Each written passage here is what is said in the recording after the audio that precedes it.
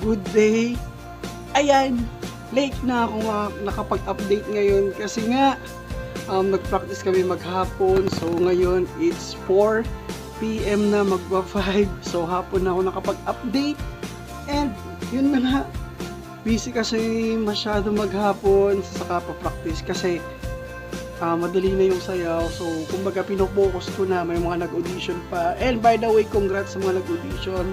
And welcome sa aming grupo, nasa Mingkil.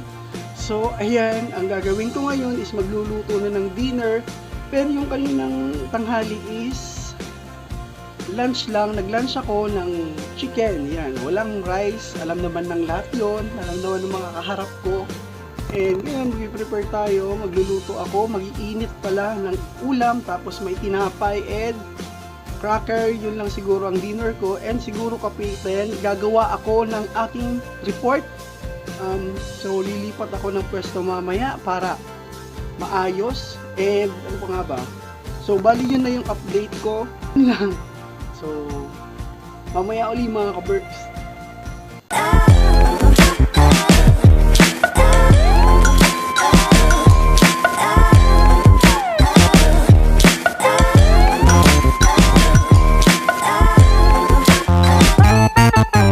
Mga ka-Berks, share ko sa inyo kung paano ko nagluluto dito sa school.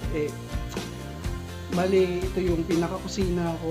Ayan, dito ako nagluluto. And ang gamit ko ay uling. Ayan, yan, gatong na ako. Ito yung initin kong ulam, adobo.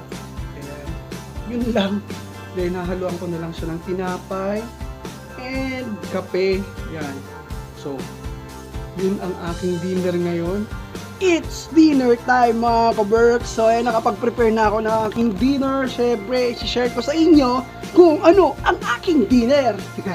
Yan, so ito, adobong baboy na nilagyan ko ng Skyflex. Yan, cracker, tapos sasabayan natin siya ng tinapay. Ayan, yun lang ang aking dinner ngayon. Ulam na baboy and may cracker and tinapay. So, yun na nga. Ciao! Let's go!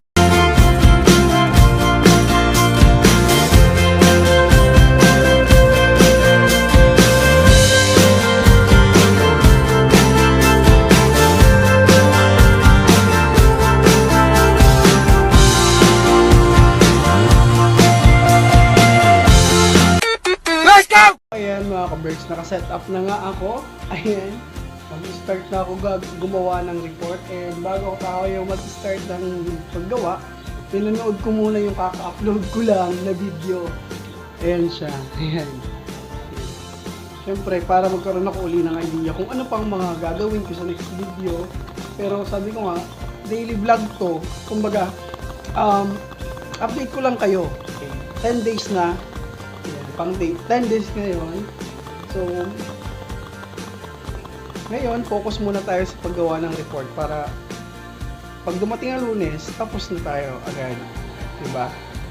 Sige, update ko kayo mamaya. Let's go!